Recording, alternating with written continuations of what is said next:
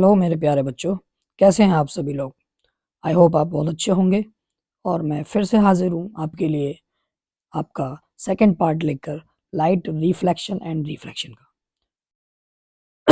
जिसमें कि हमारा टारगेट रह रहा है कि हम लोग बोर्ड एग्ज़ाम में 95 प्लस का टारगेट करके काम कर रहे हैं। और हम लोग उसी के अकॉर्डिंग अपना रिवीजन और विद नोट्स हम लोग रिवीजन इसका कर रहे हैं। ठीक है बच्चों, तो इसी तरीके से हमारे साथ बने रहने के लिए बहुत बहुत धन्यवाद। तो आगे आप चलते हैं और करते हैं चैप्टर को स्टार्ट। ठीक है, अभी तक हम लोगों ने कहाँ तक पढ़ लिया था? हम लोगों ने पढ़ लिया था, लास्ट पढ़ा था बच्चे, यूजेस ऑफ प्लेन मिरर। ठीक है, यूजेस ऑफ प्लेन मिरर तक हमने प्लेन मिरर खत्म कर लिया था। आज हम लोग बात करेंगे स्फेरिकल मिरर्स के बारे में। ठीक है, मिरर्स, स्फेरिकल मिरर्स देखिए क्या होते हैं। स्फेरिकल मिरर्स वो मिरर्स होते हैं जो कि जिनका रिफ्लेक्टिंग सरफेस कर्व्ड होता है। ठीक है, जिनका रिफ्लेक्टिंग सरफेस कर्व होगा वो क्या होंगे? स्फेरिकल मिरर्स होंगे।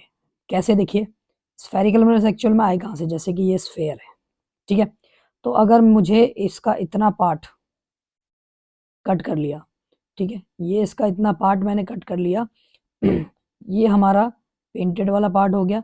और ये जो अंदर वाला है ना, ये जो अंदर वाला पार्ट, इसका रिफ्लेक्टिंग सरफेस हो गया। ये कैसा है? कर्व्ड, कर्व शेप का है ना, तो इसीलिए कर्व्ड सरफेस इज कर्व्ड। ठीक है, तो जिन जिन मिरर्स का सरफेस, रिफ्लेक्टिंग सरफेस कर्व्ड होगा, उसको हम बोलेंगे क्या? Spherical mirrors. ठीक है, ये तो आपका हो गया क्या? कॉनकेव। हमने इस स्फेयर को इस जगह से कट कर लिया, इतने पार्ट को, ये हो गया कॉनकेव। और दूसरा, ये हमने अगर इधर से कट किया तो ये अंदर वाला इसका पेंटेड एरिया है, बाहर जो सरफेस है ये वाला इसका रिफ्लेक्टिंग सरफेस हो गया। ठीक है, ये हो जाता है आपका कॉन्वेक्स। टू टाइप्स के मिरर हैं इसमें, एक तो है आपका कॉन्वेक्स, दूसरा है कॉनकेव। कॉन्वेक्स मिरर होता है डाइवर्जिंग मिरर, कॉनकेव मिरर होता है कन्वर्जिंग मिरर। कन्वर्जिंग डाइवर्जिंग का क्या मतलब है? देखिए, कन्वर्जिंग मिरर वो मिरर होते हैं जो कि लाइट रेज को किसी एक पॉइंट पर कन्वर्ज करते हैं, लाइक इस तरीके से किसी एक पॉइंट पर ही कन्वर्ज कर देंगे इन सबको, सारी लाइट रेज को एक पॉइंट पर मिला देना, उसको हम बच्चे बोलते हैं कन्वर्ज करना। और अगर कोई मिरर है जैसे कॉन्वेक्स है कॉन्वेक्स हमारा होता है डाइवर्जिंग मिरर। जैसे ये लाइट रेज आ रहे हैं इसके रिफ्लेक्टिंग सरफेस पर, तो ये ना डाइवर्ज कर देगा इसको। देखिए, इस डायरेक्शन में जा रहा है, ठीक है, लाइट रेज क्या हो गई? डाइवर्ज। ये आपको सबसे ज्यादा टॉर्च में देखने के लिए मिल जाएगा, जिसका यूज होता है, क्योंकि हमारा टॉर्च का जो फोकस होता है, आप जानते हैं किस तरीके का होता है, कुछ इस तरीके का होता है। जैसे टॉर्च है तो कुछ इस तरीके से, उसमें क्या होता है? लाइट डाइवर्ज होती है। ठीक है, तो कन्वर्ज, कॉनकेव होगा कन्वर्जिंग मिरर, और आपका कॉन्वेक्स होगा डाइवर्जिंग मिरर। ठीक है, चलिए देखते हैं आगे। अब नेक्स्ट है हमारा, कुछ कॉमन टर्म्स हैं मिरर के, ठीक है, जिनकी की आपको ज़रूरत होगी। तो देखेंगे ज़रा क्या है। जैसे मैं यहाँ पर बना देता हूँ, एक एक हमने मिरर बना दिया। ठीक है, ये हमने मिरर बना दिया और इसका कुछ रिफ्लेक्टिंग सरफेस है। ओके, ये मिरर है, ये हमारा कॉन्वेक्स मिरर है। कौन सा मिरर है? कॉन्वेक्स। ठीक है, तो देखिए यहाँ पर क्या है, जैसे ये जो एक लाइट रे होगी, ठीक है, सॉरी, ये एक लाइन जो होगी वो सेंटर से, मिरर का जो सेंटर होगा वहां से पास होगी, जिसको हम बोलेंगे पोल, पी से डिनोट करेंगे। ठीक है, और इस स्फेयर का कुछ, ये जैसे ये इस तरीके से कुछ स्फेयर ही तो होगा, तो इस स्फेयर का कुछ तो सेंटर होगा ना, तो उस सेंटर को ही हम लोग बोलते हैं सेंटर ऑफ कर्वेचर। क्या बोलते हैं? Centre of curvature. ठीक है, जो कि क्या बोलते हैं? सेंटर ऑफ कर्वेचर, जो कि यहाँ पर नहीं मैंने लिखा है, बट मैं बता देता हूँ कि जो स्फेयर का जो सेंटर होता है, ठीक है, मिरर का सेंटर पोल कहलाएगा, बट जो स्फेयर का, स्फेरिकल पार्ट का जो सेंटर है वो सेंटर ऑफ कर्वेचर कहलाता है। ठीक है और पोल से और सेंटर ऑफ कर्वेचर की जो डिस्टेंस है उसे हम बोलते हैं रेडियस ऑफ कर्वेचर। ठीक है, देखिए ये रहा, the distance between the pole and the centre of curvature. ठीक है, तो हम जानते हैं स्फेयर, सर्कल्स में भी हम देखते हैं कि सेंटर से और सर्कल की बाउंड्री तक का जो डिस्टेंस होता है वो रेडियस कहलाता है, तो इसीलिए रेडियस ऑफ कर्वेचर है ये। ठीक है, इसका जो हाफ होगा, रेडियस कर्वेचर का हाफ होगा, मतलब उसे हम बोलेंगे फोकस। क्या बोलेंगे इसको हम? फोकस। ठीक है, एफ से डिनोट करेंगे। क्लियर है? एफ से डिनोट करेंगे फोकस को, half the radius of curvature. ठीक है। फोकल लेंथ क्या होती है, देखिए फोकल लेंथ होती है आपकी जो फोकस से और पोल तक का जो डिस्टेंस है उसे हम फोकल लेंथ बोलते हैं। ठीक है भाई, तो ये सारी चीजें हैं, ये बहुत ही आसान चीजें हैं। फोकस का फॉर्मूला है, फोकल लेंथ का फॉर्मूला है रेडियस अपॉन कर्वेचर। देखिए फोकस का फॉर्मूला है radius of curvature divide by 2। ठीक है, अब बात करते हैं इनके रूल्स ऑफ फॉर्मेशन इमेज पे। ये बहुत आसान चीज़ है, ये सिर्फ लर्न करने वाली है या याद रखने वाली चीज़ है बस। ठीक है, कुछ रूल्स हैं फॉर्मेशन ऑफ इमेज, जो इमेजेस बनेंगे कॉन्वेक्स और कॉनकेव में, उनके कुछ रूल्स हैं, तो वो रूल्स देखेंगे हम लोग। पहला रूल कहता है, पहला रूल देखिए, हम कॉनकेव का रूल देख रहा हूँ। कॉनकेव और कॉन्वेक्स के सिमिलर रूल्स हैं। ठीक है, कॉनकेव मिरर हो चाहे लेंस हो, ठीक है, कॉन्वेक्स मिरर हो या लेंस हो, सबके एक जैसे ही रूल हैं। ठीक है, तो एक ही रूल पढ़ेंगे, बाकी सब सेम में, सबके लिए सेम ही रहेगा। ठीक है, तो पहला रूल जो है हमारा कॉनकेव का, देखिए क्या कहता है। कॉनकेव का हमारे लिए क्या कहता है जैसे ये वाला है, तो कॉनकेव का हमारे लिए पहला फर्स्ट जो रूल है वो कहता है कि ray of light which is parallel to principal axis and passes through its focus after reflection. क्या बोल रहा है कि अगर कोई लाइट रे, जैसे ये हमारा एक कॉनकेव मिरर है, तो यहाँ पे ये इसका प्रिंसिपल एक्सिस है, ये फोकस है और ये सी है। तो बोल रहा है कि कोई भी लाइट रे जब प्रिंसिपल एक्सिस के पैरेलल जाएगी तो वो हमेशा रिफ्लेक्ट होने के बाद, सरफेस से टकराने के बाद वापस फोकस से ही निकल के वापस जो रिफ्लेक्ट होगी तो फोकस से पास होती हुई जाएगी। ठीक है, फर्स्ट जो रूल है हमारा यही कह रहा है कि रे ऑफ लाइट जो है वो हमारी पैरेलल होगी प्रिंसिपल एक्सिस के, तो पास होगी through its focus after reflection. दूसरा कहता है कि अगर रे ऑफ लाइट जो है वो डायरेक्टली सेंटर ऑफ कर्वेचर से पास हो रही, तो रिफ्लेक्ट होने के बाद अलोंग द सेम पाथ ही वो क्या हो जाएगी, वापस आ जाएगी। जैसे कि हमारा एक ये देखिए, ये वापस से बना देता हूँ तो जैसे अगर कोई लाइट रे डायरेक्टली सेंटर ऑफ कर्वेचर से पास हो रही है इस तरीके से, तो ये इसी पाथ पे गई है और इसी पाथ पे वापस भी आ जाएगी। ठीक है बच्चों, ये फिर इसी बात पर वापस आ जाएगी, ये ध्यान रखिएगा। ठीक है, इसके लिए कोई भी आफ्टर रिफ्लेक्शन उसी बात पे वापस लौटेगी अगर डायरेक्ट सेंटर ऑफ कर्वेचर से पास होती है तो। Ray of light passing through the focus and become parallel to the principal axis after the reflection. अगर उल्टा हो जाए इसका अगर उल्टा हो जाए कि डायरेक्टली फोकस से ही पास हो जाए, मैं यही बना देता हूँ, फोकस से ही पास हो जाए डायरेक्टली, तो आफ्टर रिफ्लेक्शन क्या होगा, प्रिंसिपल एक्सिस के पैरेलल हो जाएगी। पहले प्रिंसिपल एक्सिस से पैरेलल जाके रिफ्लेक्ट करने के बाद फोकस से पास हो रही थी, इसमें क्या हो रहा है, डायरेक्टली फोकस से पास हो रही है और आफ्टर रिफ्लेक्शन प्रिंसिपल एक्सिस के पैरेलल पास हो रही है। ठीक है, तो ये हमारा थर्ड लॉ कहता है। फोर्थ लॉ कहता है कि ray of light which is incident at the pole of a concave mirror is reflected back making the same angle with the principal axis. अगर कोई लाइट रे, जैसे ये हमारा पोल है और ये हमारा सी और ये एफ, ठीक है, अगर कोई इंसिडेंट रे, कोई लाइट रे डायरेक्टली पोल पर जाके टकराती है तो वो सेम एंगल पर लौट के आ जाएगी इस तरफ। ठीक है, जैसे कि यहाँ पे अगर 45 डिग्री एंगल बना रही होगी तो यहाँ पर भी 45 डिग्री एंगल ही बनाएगी। ठीक है, सेम एंगल पर ही लौट के आ जाएगी अगर डायरेक्टली पोल से टकरा रही है तो। ठीक है, कॉनकेव मिरर में। क्लियर है इतनी बात? ठीक है, ये चारों रूल हैं जो कि हमारे फॉर्मेशन ऑफ इमेज में हमारी मदद करेंगे। ठीक है, ये इसका एक बेसिक स्ट्रक्चर है, ये इसका एक बेसिक स्ट्रक्चर है जिसमें कि सी एफ और पी वगैरह होते हैं। ये कॉनकेव मिरर है और ये वाला पार्ट इन्फिनिटी है, इधर कुछ भी रखा जाएगा वो इन्फिनिटी माना जाएगा। ठीक है, चलिए आगे चलते हैं। फॉर्मेशन ऑफ इमेज, कॉनकेव का फॉर्मेशन देखते हैं। इसमें सिक्स फॉर्मेशन होंगे इमेजेस के, जो कि बहुत इंपॉर्टेंट बोर्ड के लिए जरूर एक फॉर्मेशन करने के लिए आएगा।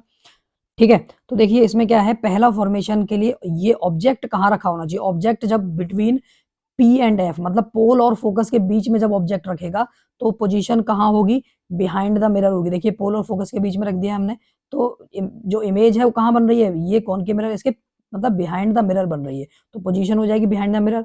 नेचर क्या है, जब बिहाइंड द मिरर इमेज बनेगी कोई भी तो फिर वो वर्चुअल एंड इरेक्ट होगी। कैसी होगी, virtual and erect. Plane mirror में हमने देखा था कि मिरर के पीछे इमेज बनती है तो वर्चुअल एंड इरेक्ट होती है वो। ठीक है, मतलब बिहाइंड द स्क्रीन बनती है। तो ये है साइज, ये देखिए साइज ऑब्जेक्ट से बड़ा ही तो साइज है ये, तो जब बड़ा साइज है तो हम इसको बोलेंगे क्या, मैग्नीफाइड। अगर ऑब्जेक्ट से बड़ा साइज है, थोड़ा सा बड़ा साइज है तो मैग्नीफाइड, अगर बहुत ज्यादा बड़ा साइज है तो हम हाईली मैग्नीफाइड वहां पर बोलेंगे। ठीक है। तो ये पोजीशन, नेचर और साइज बच्चों आपको याद होनी चाहिए कि जब ऑब्जेक्ट पी एंड एफ के बीच में रखा है तो फिर पोजीशन क्या है इमेज की वो आपको याद होनी चाहिए, नेचर क्या है और साइज क्या है, ये सब कुछ आपको लर्न होना चाहिए। ठीक है, डायरेक्टली क्वेश्चन वहां पर भी आता है। ऑब्जेक्ट अगर एफ पे रखा हुआ है, एफ पर अगर रखा हुआ है तो फिर क्या होगा, पोजीशन जो है इन्फिनिटी पर बनेगी, नेचर जो है रियल एंड इन्वर्टेड रहेगा, साइज जो है हाईली मैग्नीफाइड रहेगा। देखिए ये लॉज काम कर रहे हैं यहाँ पर सारे। देखिए पहला लॉ क्या कहता था, प्रिंसिपल एक्सिस अगर पैरेलल कोई इंसिडेंट लाइट रे जा रही है, ठीक है, कोई लाइट रे जा रही है प्रिंसिपल एक्सिस के पहले, देखिए पैरेलल जा रही है, ठीक है, फिर वापस कहाँ से होके जाएगी, वो टकराने के बाद फोकस से पास होगी। तो पहला लॉ हमारा यही था, देखिए हमने यहाँ पे अप्लाई कर दिया। दूसरा लॉ हमारा बोलता है कि अगर कोई लाइट रे डायरेक्टली सेंटर ऑफ कर्वेचर से जा रही है तो फिर वो क्या होगी, वापस उसी पाथ पे लौट जाएगी। ठीक है, जैसे ये जा रही थी वापस से सेंटर ऑफ कर्वेचर से पास होती चलेगी, तो जो इमेज है ये कहीं मिलेंगे नहीं लाइंस, इसलिए इमेज कहीं इन्फिनिटी पे जाके बनेगी। तो इसलिए जब भी इन्फिनिटी पे इमेज बनती है तो वो हाईली मैग्नीफाइड होती है, तो साइज तो हाईली मैग्नीफाइड हो गया। नेचर क्या है, right side of the mirror बन रही है ना, राइट साइड मिरर के राइट साइड में बन रही है, तो इसलिए रियल एंड इन्वर्टेड हो गई। पोजीशन जो है इन्फिनिटी हो जाएगी क्योंकि हमें पता नहीं कहाँ जाके बन रही है, ठीक है, तो बहुत दूर जाके बन रही है, तो इसलिए पोजीशन इन्फिनिटी हो जाएगी। क्लियर है इतनी बात? चलिए थर्ड टाइप क्या कह रहा है, थर्ड टाइप कह रहा है कि ऑब्जेक्ट बिटवीन एफ एंड सी, जब ऑब्जेक्ट सी और एफ के बीच में होगा तो फिर यहाँ ये ऑब्जेक्ट रखा हुआ है, देखिए फिर से वही लॉ लगा रहे हैं हम लोग, डायरेक्ट प्रिंसिपल एक्सिस के पहले तो फोकस से पास हो रही है, डायरेक्ट सी से पास करा रहे हैं, तो देखिए यहाँ कहीं ये दोनों लाइन मीट हो रही है यहाँ पे आकर, तो यहाँ पर जो इमेज बन रही है हमारी ये रही। ठीक है, तो इमेज जो है right side of the image mirror बनी है, तो रियल एंड इन्वर्टेड, ऑब्जेक्ट से बहुत बड़ी है देखिए, ठीक है, तो मैग्नीफाइड, और पोजीशन क्या है, बियॉन्ड द सी, मतलब सेंटर ऑफ कर्वेचर के पीछे इमेज बन रही है, इसलिए पोजीशन हो जाएगी बियॉन्ड द सी। क्लियर है इतनी बात? अब आते हैं नेक्स्ट फॉर्मेशन पे, ऑब्जेक्ट एट सी, जब ऑब्जेक्ट सी पर होगा, ठीक है, तो इमेज भी सी पर ही बनेगी, मतलब सेंटर ऑफ कर्वेचर पर जब ऑब्जेक्ट होगा तो इमेज भी सेंटर ऑफ कर्वेचर पर ही बनेगी। ठीक है, क्योंकि देखिए ये पैरेलल गया, फोकस से पास हुआ, डायरेक्ट फोकस से पास कराया, प्रिंसिपल एक्सिस से पैरेलल, सी से जा नहीं सकती थी क्योंकि सी पे ही ऑब्जेक्ट रखा हुआ है, इसलिए सी को छोड़ दिया हमने, डायरेक्ट फोकस से पास करा के ये इमेज बना दी, क्योंकि इमेज कहाँ बन रही है, देखिए ये रही इमेज, ये इमेज बन रही है। ठीक है, तो उल्टी इमेज बन रही है, तो नेचर क्या हो गया, रियल एंड इन्वर्टेड, भाई राइट साइड में बन रही है उल्टी ही बनेगी, सीधी सी बात है। सॉरी, लेफ्ट साइड में, मिरर के लेफ्ट साइड में बन रही है तो उल्टी ही बनेगी, राइट साइड में बनती तो फिर क्या होता, सीधी इमेज बनती, वो वर्चुअल डायरेक्ट होती। यहाँ भी राइट, यहाँ भी लेफ्ट साइड में बन रही है, यहाँ भी लेफ्ट साइड में ही बन रही है, सारी लेफ्ट साइड में। तो कॉनकेव में सिर्फ एक ही केस मिलेगा आपको जो कि कैसा होगा, वर्चुअल डायरेक्ट, बाकी सारे जो हैं वो भी फर्स्ट वाला जो मैंने बताया था वही है बस। ठीक है, तो बाकी सारे रियल इन्वर्टेड इमेजेस यहाँ पर मिलेंगे आपको। ठीक है, साइज क्या है, सेम साइज बनेगा इसमें। ठीक है, तो ये आप जब ऑब्जेक्ट सी पर होगा तो ये तीनों कंडीशन होने वाली है। अब है हमारा इसका फिफ्थ वाला पार्ट। ठीक है, इसका फिफ्थ पार्ट देखिए क्या है, फिफ्थ पार्ट कि ऑब्जेक्ट जब बियॉन्ड सी होगा, सी के पीछे ऑब्जेक्ट होगा, ये देखिए, तो यहां से जो इमेज बनेगी वो बिटवीन सी एंड एफ बनेगी, तो पोजीशन क्या होगा, between C and F. Nature क्या है, रियल एंड इन्वर्टेड, साइज क्या है, डिमिनिश्ड। ठीक है, ये इन डायग्राम्स की प्रैक्टिस कीजिएगा आप, तो ये डायग्राम भी आपको बनाने आने चाहिए, और ये भी पता होना चाहिए कि जब ऑब्जेक्ट यहाँ पर बियॉन्ड सी है तो इमेज की पोजीशन कहाँ बनती है, एफ एंड सी पे बनती है। ये आपको बिल्कुल अच्छे से पढ़ लेनी है। नेचर क्या है, रियल एंड इन्वर्टेड होगा क्योंकि left side of the mirror बन रहा है। साइज क्या है, डिमिनिश्ड, क्योंकि इस ऑब्जेक्ट ये रहा, देखिए इमेज छोटी है तो इसलिए डिमिनिश्ड हो गई। अगर पॉइंट साइज इमेज होती तो हाईली डिमिनिश्ड बोलते हैं हम उसको। ठीक है, तो ये है अब लास्ट इसका सिक्स्थ जो, अब देखिए ऑब्जेक्ट अगर इन्फिनिटी पर हो, ठीक है, ऑब्जेक्ट अगर इन्फिनिटी पे हो तो फिर कहाँ पोजीशन बनेगी, यहाँ पर। तो ऑब्जेक्ट इन्फिनिटी वाला डायग्राम हमेशा ऐसे बनाएंगे हम, देख लीजिए, प्रिंसिपल एक्सिस के पैरेलल फोकस से पास करा रहे हैं, प्रिंसिपल एक्सिस के पैरेलल फोकस से पास करा रहे हैं। ठीक है, तो इस कंडीशन में क्या है कि हमारा जो पोजीशन है वो कहाँ पर बन रहा है, देखिए फोकस पर बन रहा है, बिल्कुल पॉइंट साइज इमेज बन रही है, तो पॉइंट साइज इमेज हमेशा हाईली डिमिनिश्ड होगी, बहुत ज्यादा छोटी होगी। ठीक है, तो साइज हो गया हाईली डिमिनिश्ड, फोकस पे बन रही है तो एट एफ, और नेचर क्या है, left side of the mirror बन रहा है तो रियल एंड इन्वर्टेड इसका नेचर है। ठीक है बच्चों, अब चलते हैं इमेज फॉर्मेशन ऑफ कॉन्वेक्स पे। ये तो रही कॉनकेव की थी ये 6। ठीक है, ये 6 जो थी वो कॉनकेव थी, अभी कॉन्वेक्स की बात कर रहे हैं। कॉन्वेक्स में अगर हम देखेंगे, फर्स्ट वाला ही देखेंगे, तो देखिए ये रहा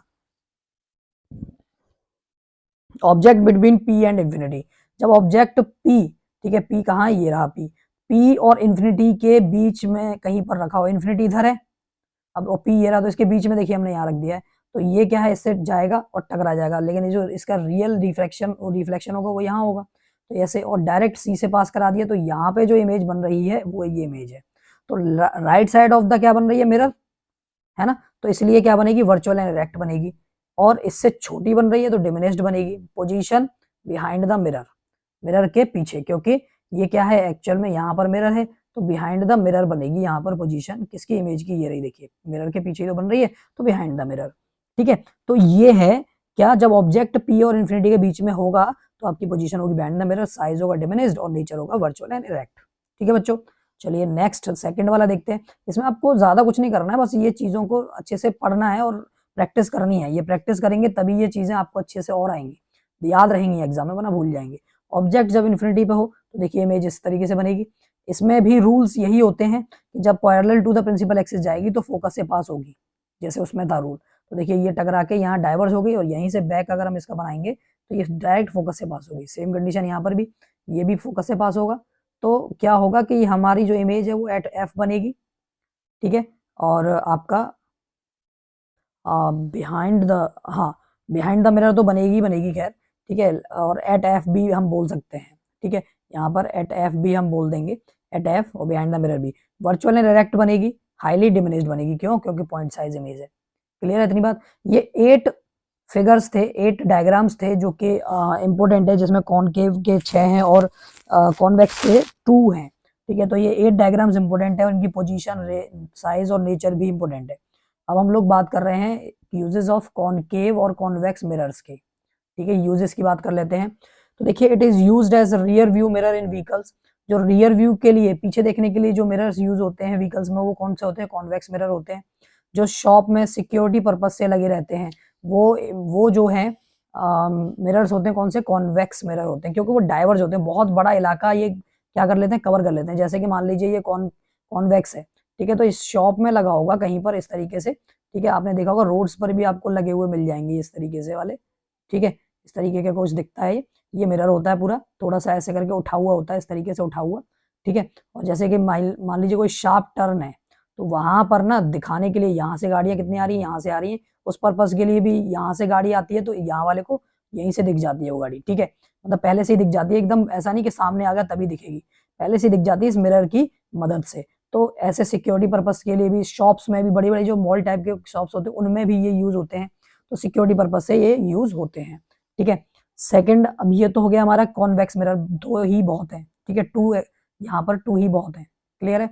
अब देखिए क्या है uses of concave mirror. Concave mirror में it is used as shaving mirrors. Shaving mirrors में जैसे आप लोग आपके घर में पापा वगैरह सारे जो सेविंग करते होंगे, ठीक है, बियर्ड का, तो वो सेविंग मिरर्स में यूज वो लोग करते हैं। ठीक है, वहां भी it is used as reflectors in torch vehicles headlights. ठीक है, टॉर्च में, व्हीकल्स ऑफ हेडलाइट, व्हीकल्स की जो हेडलाइट्स होती हैं उनमें ये जो है क्या होते हैं, रिफ्लेक्टर की तरह यूज होते हैं वहां पर। ये इतनी बात क्लियर है। ठीक है, तो ये वहां पर यूज होंगे कि नहीं होंगे। ठीक है, तो चलिए ये हमारे यूजेस क्या हैं, कॉनकेव मिरर के हैं। ठीक है, अब चलते हैं हम लोग, ये तो हमारे कॉनकेव का जो थ्योरी है लगभग वो खत्म। अब देखिए, अब ये है mirror formula, 1/v + 1/u = 1/f। v क्या होता है, इमेज डिस्टेंस, u क्या होता है, ऑब्जेक्ट डिस्टेंस, और f होता है फोकल लेंथ। अब ये इमेज डिस्टेंस और ये सब क्या होता है वो देखिए, जैसे कि हमारा एक ये मिरर है, कॉनकेव मिरर।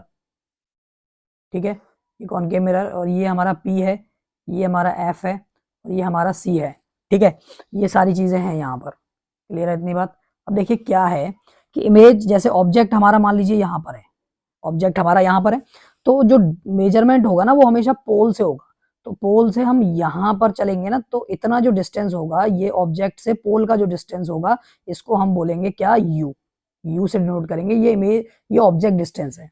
ठीक है, अगर मान लीजिए इमेज यहाँ बना देता हूँ, वैसे यहाँ भी बन सकती है इमेज, तो यहाँ अगर मैंने बना दी इमेज, तो पोल से इस इमेज का जो डिस्टेंस है ना उसको हम v बोलेंगे, क्या बोलेंगे, v। और इमेज यहाँ भी हो सकती है, ध्यान रखना, तो यहाँ से और यहाँ तक का जो डिस्टेंस है वो v कहलाएगा। ठीक है, तो इमेज डिस्टेंस v और ये होता है u, और ये यहाँ से यहाँ तक का जो डिस्टेंस होता है ये मैंने बताया था फोकल लेंथ होती है, तो वो हमारा वो यही है, ये रहा फोकल लेंथ। ठीक है, f = फोकल लेंथ, ये वो फोकल लेंथ है। ठीक है, तो ये फॉर्मूले में यूज होने वाले टर्म्स हैं जो कि आपको पता होने चाहिए इनके बारे में।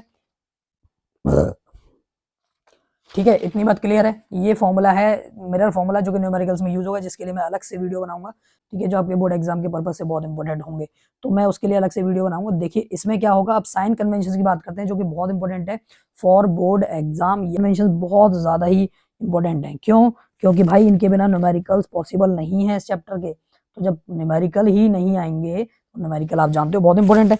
ठीक है, चलिए तो देखिए साइन कन्वेंशन क्या है कि साइन कन्वेंशन में ये कॉनकेव और ये कॉन्वेक्स है। देखिए मैंने देखा कि ऑब्जेक्ट जो डिस्टेंस मैंने लिखा हुआ है यहाँ पे नेगेटिव है, और कॉनकेव कॉन्वेक्स में भी नेगेटिव होता है ऑब्जेक्ट डिस्टेंस। ठीक है, मैंने देखा इमेज का डिस्टेंस है वो यहाँ पे पॉजिटिव भी है नेगेटिव भी है। पॉजिटिव कब है? जब वर्चुअल इमेज बनेगी तब, और नेगेटिव कब होगा इमेज डिस्टेंस? जब रियल इमेज बनेगी तब। कॉन्वेक्स में पॉजिटिव ही है हमेशा। फोकल लेंथ यहाँ पर देखेंगे नेगेटिव है कॉनकेव में, और कॉन्वेक्स में पॉजिटिव है। हाइट ऑफ इमेज देखेंगे पॉजिटिव नेगेटिव दोनों है कॉनकेव में। वो कब वर्चुअल होगी इमेज, तो हाइट ऑफ जो इमेज है वो क्या कहलाएगी? पॉजिटिव, और रियल इन्वर्टेड पे नेगेटिव होगी। कॉन्वेक्स में ये पॉजिटिव रहेगी हमेशा। हाइट ऑफ ऑब्जेक्ट की बात करूं तो ये पॉजिटिव है कॉनकेव में, और कॉन्वेक्स में भी पॉजिटिव रहता है। ठीक है, अच्छा अब ये रहता क्यों, ऐसा क्यों है? देखिए मैं बताता हूँ आपको कि जैसे कि हम यहाँ पर अभी बात कर रहे थे, तो जब भी जैसे इमेज यहाँ से ऑब्जेक्ट से कोई यहाँ से लाइट रे जाएगी, तो ये जो लाइट रे है वो कौन सी लाइट रे कहलाएगी? इंसिडेंट लाइट रे, या इंसिडेंट रे बोल देता हूँ, इंसिडेंट रे कहलाएगी। इस इंसिडेंट रे के अपोजिट जो भी डिस्टेंस मेजर किए जाएंगे अपोजिट, वो नेगेटिव होंगे, और जितने भी इसके अगेंस्ट नहीं, मतलब इसी के डायरेक्शन में जो मेजरमेंट किए जाएंगे वो पॉजिटिव होंगे। तो भाई अगर मैं इस पॉइंट से देखूं पोल से, तो मैं अगर यहाँ पे मान लीजिए इमेज बन गई मेरी, तो इमेज बन गई, तो मैं यहाँ से ऐसे तो डिस्टेंस मेजर करूंगा इस पोल से, यहाँ इस डायरेक्शन में तो मेजर करूंगा। तो इस डायरेक्शन में जब मेजर करूंगा तो नेगेटिव जाएगा, opposite direction of incident ray जा रहा है। ठीक है, अच्छा अगर मेरी इमेज यहाँ बनी है तो कोई दिक्कत नहीं है, क्योंकि इसी डायरेक्शन में हमारा ये इंसिडेंट रे है, और इसी डायरेक्शन में मेजरमेंट कर रहे हैं पोल से, तो ये पॉजिटिव कंडीशन बन जाएगी। क्लियर है? इसीलिए यू जो है दोनों में नेगेटिव है, क्योंकि देखिए ऑब्जेक्ट हमेशा यही रहेगा, और हमेशा मेजरमेंट ऐसे इधर opposite direction of the incident ray ही जाएगा। तो इसीलिए यू दोनों में नेगेटिव कर दिया है। क्लियर है? Virtual image, sorry image distance की बात करूं तो भाई कॉनकेव में ना एक केस आपका वर्चुअल इरेक्ट का भी है, बाकी सब रियल इन्वर्टेड के हैं। रियल में सारी इमेजेस लेफ्ट साइड में बनती हैं, तो जितने भी इमेज डिस्टेंस होंगे वो सब अपोजिट द इंसिडेंट रे जाएगा, तो इसलिए वो नेगेटिव हो जाएंगे रियल में। और वर्चुअल एक इमेज बनती है वो यहाँ पर, तो वो उसी डायरेक्शन में जा रही है जिस डायरेक्शन में इंसिडेंट रे था, तो इसलिए इसको हम पॉजिटिव बोलते हैं, इसलिए वर्चुअल को पॉजिटिव कर दिया यहाँ पर मैंने। और कॉन्वेक्स में तो वर्चुअल बनती है तो पॉजिटिव ही रहेगा। ठीक है, ऐसे फोकल लेंथ की बात करें, फोकल लेंथ भी देख लीजिए आप। फोकल लेंथ में अगर मैं बात करूं तो ये यहाँ से यहाँ पे आपका जो है डायरेक्शन होता है मेजरमेंट करने का, और ये अपोजिट द इंसिडेंट रे है, तो इस वजह से ये फोकल लेंथ नेगेटिव हो गई बच्चों।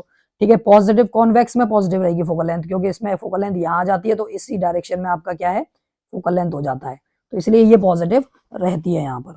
ठीक है, अच्छा हाइट ऑफ इमेज की बात कर लूं, तो अगर जितनी भी इमेजेस प्रिंसिपल एक्सिस के ऊपर बन रही है, समझ रहे हो, देखो जैसे ये प्रिंसिपल एक्सिस है, इसके ऊपर जितनी भी इमेजेस बनेंगी वो पॉजिटिव रहेंगी, और जितनी भी नीचे बनेंगी वो नेगेटिव रहेंगी। तो वर्चुअल इमेजेस हमेशा प्रिंसिपल एक्सिस के ऊपर बनती है बच्चों, तो इसलिए वो पॉजिटिव रहेंगी वर्चुअल इमेज में। और रियल एंड इन्वर्टेड जो इमेजेस है वो हमेशा प्रिंसिपल एक्सिस के बिलो बनती हैं, इसलिए वो नेगेटिव साइन लगाएंगे उसके साथ हम लोग। इसीलिए देखिए वर्चुअल के साथ पॉजिटिव, रियल के साथ नेगेटिव, और यहाँ पर वर्चुअल होता ही है, तो इसलिए हाइट जो है हमेशा इमेज की पॉजिटिव रहेगी, क्योंकि हमेशा ही ऊपर बनेगी वो इमेज, वर्चुअल है तो। ठीक है, हाइट ऑफ ऑब्जेक्ट की बात करूं तो हाइट ऑफ ऑब्जेक्ट तो हमेशा ही प्रिंसिपल एक्सिस के ऊपर ही होता है, ये कभी ऑब्जेक्ट नीचे नहीं आएगा, हमेशा ऊपर रहेगा, इसलिए ये हमेशा ही पॉजिटिव रहता है।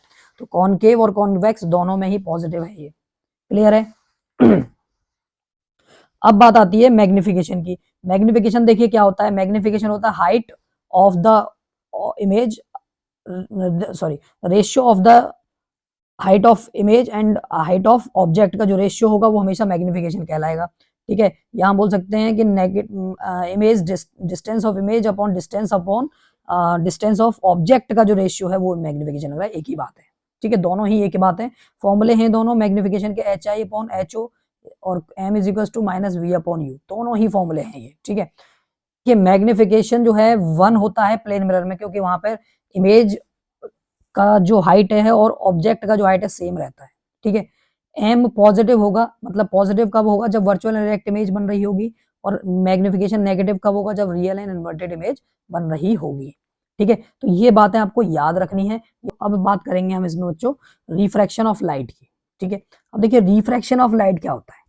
तो change in direction of light when it appears from one medium to another medium is called refraction. बोल रहा है कि जब लाइट का जो डायरेक्शन है वो चेंज हो जाता है जब वो पास होती है कहां से, एक मीडियम से दूसरे मीडियम में जब पास होती है, तो उस प्रोसेस को हम लोग बोलते हैं रिफ्रैक्शन। ठीक है, अब इसको थोड़ा सा डायग्राम से समझते हैं बच्चों। डायग्राम क्या कह रहा है, इसमें क्या चीज है, मैं इसमें डायग्राम बोलने वाला है। देखिए जरा ध्यान से इसको समझते हैं। देखिए जैसे कि यहाँ पर सबसे पहले मीडियम समझते हैं, मीडियम का क्या चक्कर है पूरा। ठीक है, तो जैसे कि हमारे पास मान लीजिए एक जो है ये कंटेनर, इसमें पानी भरा हुआ है, यहाँ तक ये वाटर है, तो इसके ऊपर तो एयर होगी ना, और यहाँ पर क्या होगा, वाटर। तो ये एक अपने आप में मीडियम है, दूसरा अपने आप में ये एक मीडियम है। हाँ या ना, सही बात है ना, क्योंकि ये भी एयर एक अपने आप में डिफरेंट मीडियम है, वाटर एक खुद में डिफरेंट मीडियम है। तो एक मीडियम से जब दूसरे मीडियम में लाइट रे पास होती है तो हमेशा क्या करती है, अपना डायरेक्शन चेंज कर लेती है। तो जैसे कि अगर लाइट रे यहाँ पर आएगी तो यहाँ पर उसका डायरेक्शन कुछ चेंज हो जाएगा इस तरीके से। ठीक है, क्योंकि मीडियम चेंज हो गया, तो मीडियम चेंज होगा तो वहां पर उसका जो डायरेक्शन है वो क्या हो जाएगा, चेंज हो जाएगा। तो इसी प्रोसेस को हम लोग बोलते हैं रिफ्रैक्शन। ठीक है, क्या बोलते हैं, रिफ्रैक्शन। अब सेकंड देखिए पॉइंट क्या कह रहा है, it is due to change in speed of light on going from one medium to another medium. बोल रहा है कि ये होता क्यों है रिफ्रैक्शन, ये इसलिए होता है कि एक मीडियम से दूसरे मीडियम में जाने पर लाइट की जो स्पीड है वो क्या हो जाती है, चेंज होती है। ठीक है, स्पीड क्या होती है, चेंज होती है। हमेशा ध्यान रखना, एयर में जो लाइट की स्पीड होगी वो ज्यादा होती है, वाटर में कम होती है। एयर में 3 इंटू 10⁸ मीटर पर सेकेंड है, और वाटर में हमारे पास में 2.25 इंटू 10⁸ मीटर पर सेकेंड की स्पीड होती है। तो वाटर में कम होगी, एयर में सबसे ज्यादा रहती है। ठीक है, ग्लास में फिर हो जाती है आपकी 2 इंटू 10⁸ मीटर पर सेकेंड। ठीक है, ये एयर में है, ये वाटर में है, और ये ग्लास में है। ठीक है, ये तीन मीडियम में हम बता रहे हैं आपको, क्योंकि ग्लास में प्रिज्म वगैरह आ जाता है। तो ये जो है, क्योंकि स्पीड ऑफ लाइट क्या हो जाता है, चेंज हो जाता है, जिसकी वजह से क्या होता है कि ये लाइट थोड़ा बेंड कर जाती है, मुड़ जाती है। ठीक है, उस प्रोसेस को हम लोग बोलते हैं रिफ्रैक्शन। और ये होता किस वजह से पता है, स्पीड ऑफ लाइट चेंज होने की वजह से, क्योंकि जब speed of light from one medium to another change होगी तो। ठीक है, थर्ड पॉइंट कह रहा है light waves travel faster in air but slower in glass. ठीक है, बता दिया मैंने अभी आपको कि भाई जो वेव्स हैं, लाइट की जो वेव्स हैं वो एयर में ट्रेवल फास्ट करती हैं, स्लो करती हैं ग्लास में सबसे स्लो करती हैं। ठीक है कितना करती हैं ये भी मैंने बता दिया न्यूमेरिकली आपको। दूसरा है हमारा light rays goes from rare to denser medium, it bends towards the normal. अब ध्यान से सुनिएगा, रेयर और डेंसर का चक्कर। ध्यान से देखो, ये ग्लास स्लैब है हमारे पास मान लीजिए। ठीक है, अब रेयर क्या होगा, रेयर हमेशा हमारा एयर वाला होगा, और डेंसर होगा हमारा कौन सा, जो हमारा वाटर हो सकता है, ग्लास हो सकता है, मीडियम कुछ भी हो सकता है। ठीक है, प्रिज्म है मान लीजिए, तो डेंसर मीडियम है, मतलब प्रिज्म का जो मीडियम होगा वो डेंसर मीडियम होगा, और एयर वाला हमेशा रेयर होगा, क्योंकि एयर के जो पार्टिकल्स हैं बहुत दूर दूर है, वो रेयर इसीलिए है। डेंसर, इसमें प्रिज्म के जो पार्टिकल्स हैं वो बहुत क्लोज क्लोज होंगे एक दूसरे के, इसलिए इसको डेंसर मीडियम बोला जा रहा है। तो जब भी रेयर टू डेंसर मीडियम जाएगी लाइट रे, कोई भी लाइट रे जब भी कोई लाइट रे रेयर टू डेंसर मीडियम जाएगी, तो देखिए यहाँ पर नॉर्मल बनाएगी, बनता है तो नॉर्मल हमेशा जब भी लाइट रे किसी मीडियम से टकराती है तो नॉर्मल नॉर्मल तो टुवर्ड्स द नॉर्मल बेंड कर जाएगी, मतलब नॉर्मल की तरफ, इस तरफ बेंड कर जाएगी। ठीक है, थोड़ा सा बड़ा कर देता हूँ इसको। देखिए इस तरीके से आ रही है लाइट रे, ये हमारा वो है। तो लाइट रे ना थोड़ा टुवर्ड्स द, मतलब इसकी तरफ, नॉर्मल की तरफ, इस तरफ मुड़ जाएगी। देखिए मुड़ गई, वरना वैसे एक्चुअल पाथ पे इधर से निकल जाती है। ठीक है, तो जब भी रेयर टू डेंसर मीडियम, जब भी लाइट रे जा रही होगी रेयर टू डेंसर, तो वो हमेशा टुवर्ड्स द नॉर्मल बेंड हो जाएगी। जब लाइट रे कहाँ जाएगी, डेंसर टू रेयर मीडियम जाएगी, वो अवे द नॉर्मल हो जाएगी। ठीक है, ये यहाँ मिस्टेक है, अवे द नॉर्मल। ठीक है, नॉर्मल से दूर, जब वो डेंसर टू रेयर जाएगी। ठीक है, जैसे कि ये लाइट रे आ रही है, यहाँ पर जाएगी इस तरीके से, वापस आगे बढ़ा देते हैं इसको। तो ये देखिए, ये रेयर वाला पार्ट है, एयर वाला, ये डेंसर है, और ये भी अंदर डेंसर है, बाहर फिर रेयर हो जाएगा। तो देखिए लाइट रे फिर यहाँ पर नॉर्मल रे आएगी। ठीक है, तो फिर से क्या होगा, ये आगे बढ़ जाएगी। अब ये हो क्यों रहा है ऐसा, ये ऐसा हो क्यों रहा है, ये इसलिए हो रहा है, इसका कारण ये है कि इसका कारण ये है कि जब लाइट रे एयर से आती है, ठीक है। जब लाइट रे एयर से आती है तो स्पीड ज्यादा होती है, डेंसर में आते ही मतलब ग्लास में आते ही स्पीड हो जाती है कम। जब स्पीड कम हो जाएगी तो वापस तो क्या होगा, लाइट रे खुद ही क्या हो जाएगी टुवर्ड्स द नॉर्मल, मतलब लाइट रे थोड़ा सा बेंड हो जाएगी उसकी वजह से, स्पीड कम होने की वजह से। तो स्पीड कम होती है तो उसी में आती है, लेकिन जैसे ही एयर में आती है स्पीड फिर बढ़ जाती है, तो फिर वो वापस से अपनी उसी पाथ पर लौट जाती है जिस पर वो आ रही थी पहले, ठीक है। मतलब उसकी स्पीड बढ़ जाती तो उसका वो अवे टू द नॉर्मल चली जाती है, ठीक है। क्लियर है, इतनी बात समझ में आई बात को आपको? क्या ये डायग्राम समझ में आया ना, कि जब भी लाइट रे रेयर टू डेंसर जाएगी तो टुवर्ड्स द नॉर्मल बेंड होगी, और डेंसर टू रेयर जाएगी तो फिर क्या होगा, away to the normal bend हो जाएगी। देखिए डायग्राम मैंने बनाया हुआ है यहाँ पर, ये इंसिडेंट रे है, ये इंसिडेंट एंगल हो गया यहाँ पर, ये आपका वैसे इमरजेंट एंगल होता है ये, लेकिन अभी हम सिर्फ इसको आर मान लेते हैं समझाने के लिए, ठीक है। क्लियर है इतनी बात?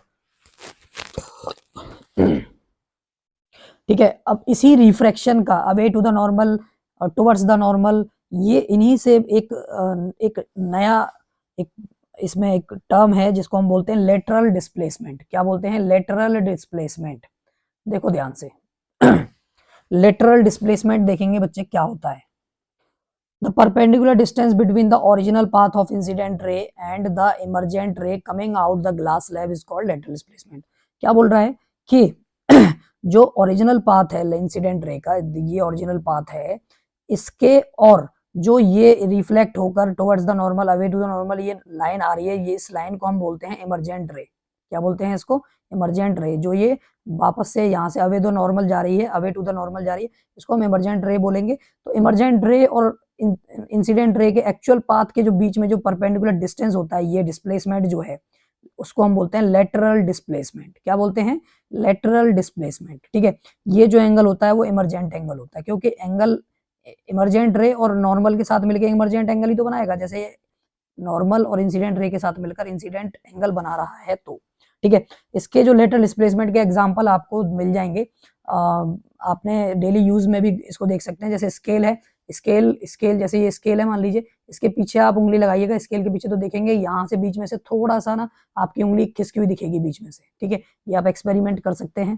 तो ये लेटरल डिस्प्लेसमेंट होता है, जो कि क्या है, इमरजेंट रे और जो इंसिडेंट रे का एक्चुअल पाथ है उसके बीच में जो परपेंडिकुलर डिस्टेंस होता है उसको हम बोलते हैं लेटरल डिस्प्लेसमेंट। क्या बोलते हैं? लेटरल डिस्प्लेसमेंट, ठीक है बच्चों।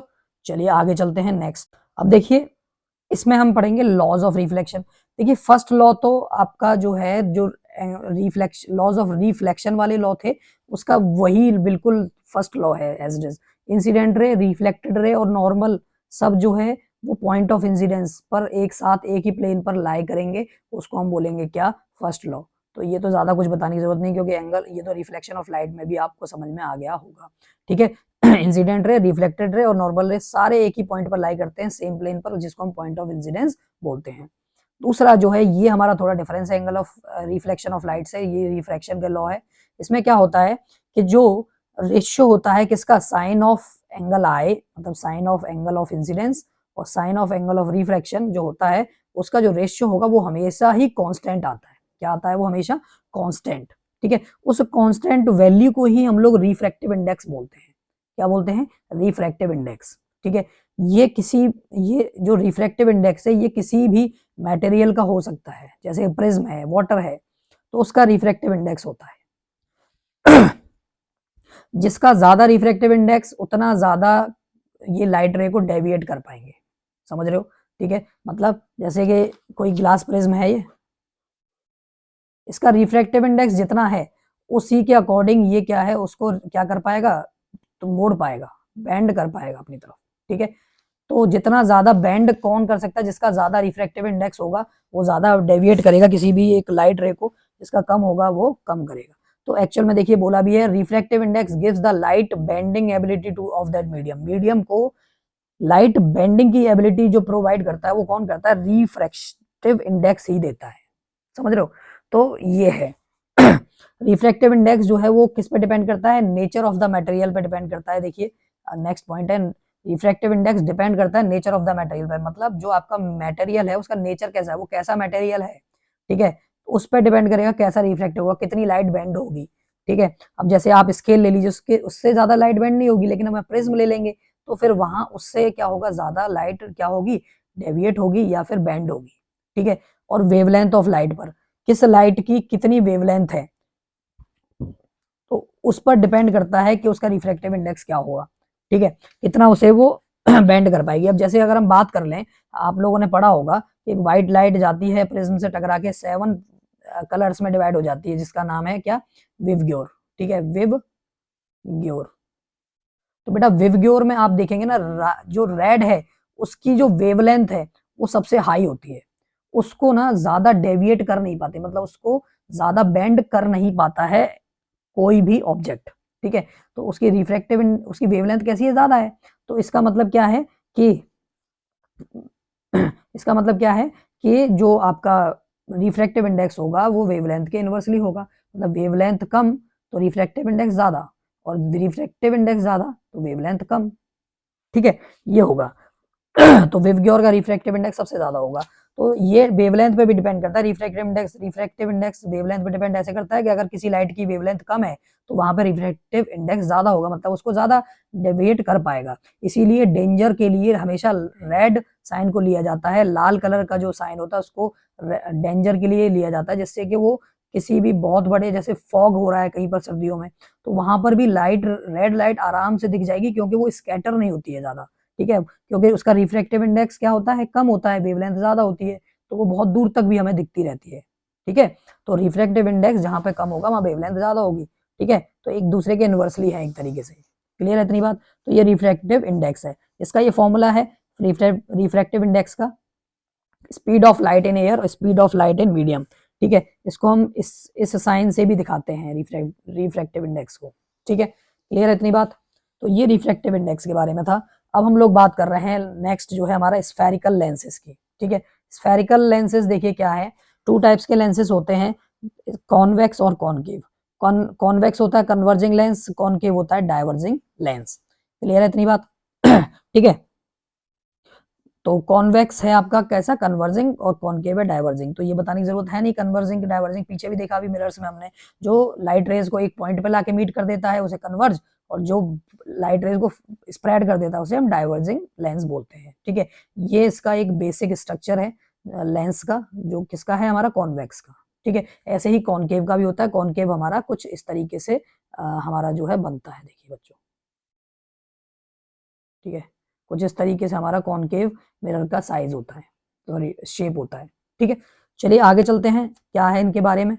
देखिए रूल्स जो है ना इनके स्फेरिकल लेंसेज के और स्फेरिकल मिरर्स के, सबके सेम रूल्स हैं, ठीक है। तो रूल्स की हम यहाँ बात नहीं करेंगे, पीछे हम रूल्स की बात कर चुके हैं, ठीक है। चलिए नेक्स्ट चलते हैं। देखिए अब हम बात कर रहे हैं फॉर्मेशन ऑफ इमेजेस की, इसमें भी वही है, 6 टाइप के फॉर्मेशन ऑफ इमेज हैं कॉन्वेक्स में, इसमें भी वही चीज आपको याद होनी चाहिए। जैसे कि हमारा पहला है कि ऑब्जेक्ट जब बिटवीन सी एंड एफ होगा। अब देखिए सी क्या है यहाँ पर, ये आपका ऑप्टिकल सेंटर है, ठीक है, इस लेंस का जो सेंटर है वो हम ऑप्टिकल सेंटर बोलते हैं, जिसको हम यहाँ पर किससे डिनोट कर रहे हैं, सी से, ठीक है। एफ यहाँ पर क्या है, एक एफ होगा एक 2f हो जाएगा, मतलब जो सेंटर ऑफ कर्वेचर था वो यहाँ पे 2f हो जाता है, और सेम कंडीशन इधर भी एफ होता है, यहाँ पर 2 फोकस होते हैं, मतलब 2 फोका ही होते हैं यहाँ पर, ध्यान रखिएगा बोथ साइड, ठीक है। अब देखिए ऑब्जेक्ट जब बिटवीन सी एंड एफ होगा, देखिए एफ और सी के बीच में ऑब्जेक्ट है, तो हमारी इमेज है बियॉन्ड द या बिहाइंड द ऑब्जेक्ट, ऑब्जेक्ट के पीछे बन रही है, देखिए, ठीक है, ऑब्जेक्ट के पीछे बन रही है। तो देखिए पैरेलल लाइन जा रही है प्रिंसिपल एक्सिस के, देखिए फोकस से पास हो रही है, नहीं हो रही है ना। तो इसको ही हम लोग क्या बोलते हैं, वही लॉ है जो हमारे वो थे उस वाले में थे, बट यहाँ पर क्या है ना, यहाँ सेम मीडियम में रिफ्लेक्ट यहाँ पर नहीं होती है, आगे निकल जाती है, ठीक है भाई, यही हम पीछे पढ़ रहे थे अभी। नेचर क्या होगा, वर्चुअल इनडायरेक्ट, जब भी लेफ्ट साइड में इमेज बनेगी तो वो फिर कैसी बनेगी, आपकी वर्चुअल इनडायरेक्ट बनेगी लेंसेज में, और राइट साइड में बनेगी तो वो रियल एंड इन्वर्टेड बनेगी। तो साइज कैसा है, मैग्नीफाइड, देखिए ऑब्जेक्ट से बहुत ज्यादा बड़ी है तो इसलिए मैग्नीफाइड, बाकी चीजें सब सेम है। ऑब्जेक्ट जब एफ डैश पर होगा, इधर वाले को एफ डैश, इधर वाले को एफ मानते हैं हम लोग, तो देखिए यहाँ पर जब एफ डैश पर है तो इमेज बनेगी कहाँ पर, इन्फिनिटी पर बनेगी, position infinity, nature real inverted, size highly enlarged, ठीक है। आगे चलते हैं, ये सेकंड हो गया।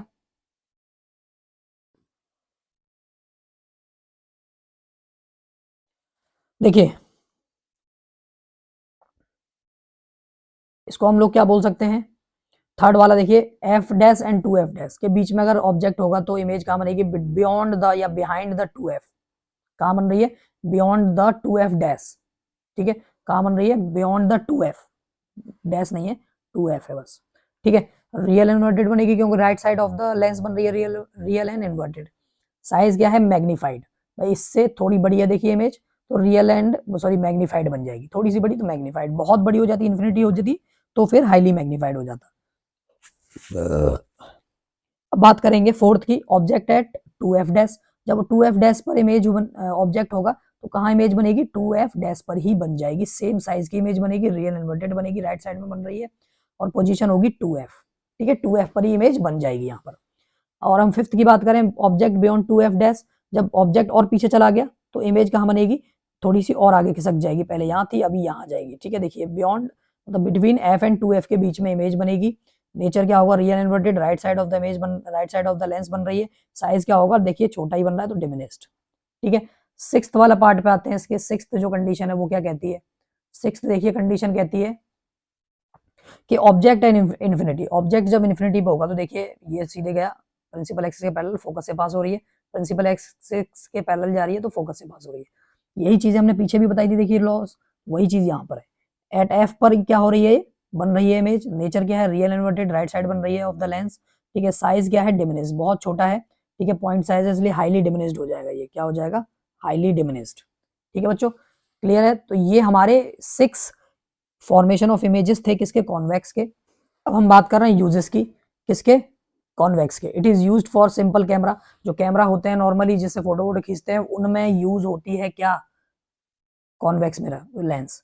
It is used in spectacles, microscopes, जो आप लोग स्पेक्टेकल्स लगाते हैं, ठीक है, माइक्रोस्कोप वगैरह में जो यूज होता है वो कौन सा होता है, कॉन्वेक्स मिरर, उस लेंस यूज होता है, क्लियर है। तो इनके यूजेस हैं।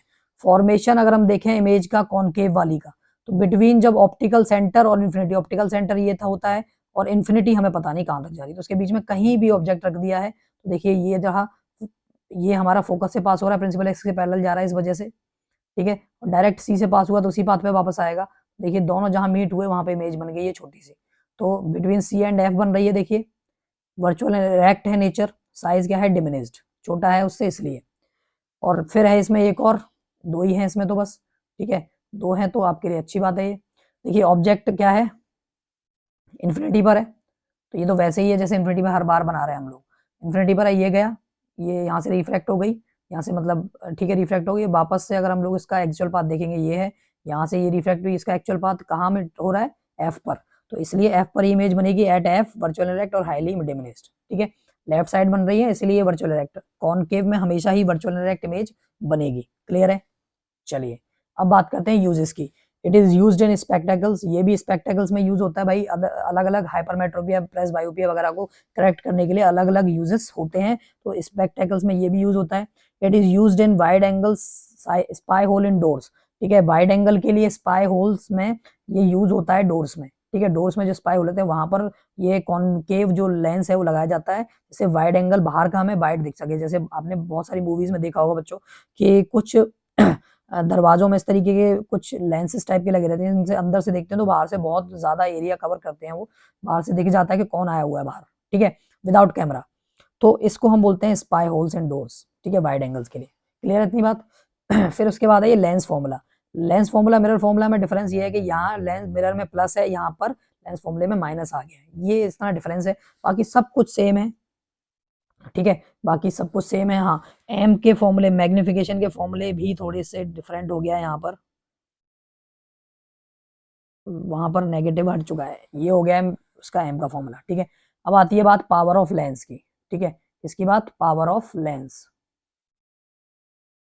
देखिए पावर ऑफ लेंस क्या है, पावर ऑफ लेंस है हमारा क्या, power of lens is defined as the reciprocal of its focal length, ठीक है, फोकल लेंथ का जो रेसिप्रोकल होगा वो हमेशा ही पावर होगा, मतलब शॉर्ट फोकल लेंथ होगी तो पावर ज्यादा होगी, ध्यान रखिएगा, मतलब फोकल लेंथ कम तो पावर ज्यादा, फोकल लेंथ ज्यादा तो पावर कम, ठीक है।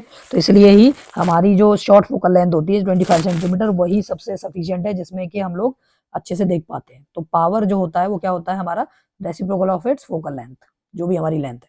ऐसा यूनिट होता है डायप्चर, जिसमें हम पावर को क्या करते हैं, मेजर करते हैं, ठीक है, पावर ऑफ लेंस को।